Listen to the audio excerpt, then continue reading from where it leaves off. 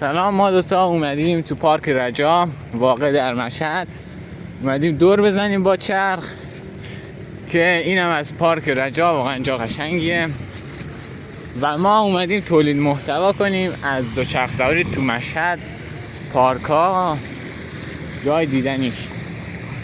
از سر کار میایم و این رفیقم برفرند دوچرخه نداره، این دوچرخه من سوار رو فرمونش. سلام، من علیرضا هستم از مشهد. الان از سر کار میاییم با مجید. الان میرم بعد مسا سر کار که یه چرخ بخرم. اینم کیف.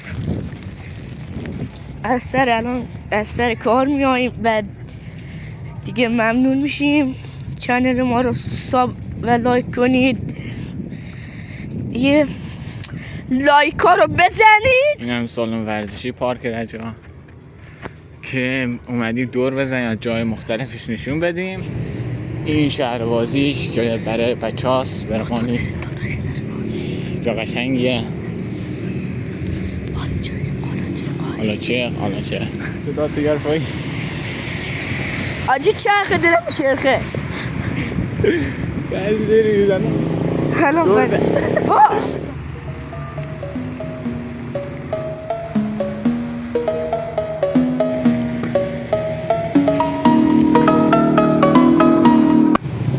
دختر بازی در سفر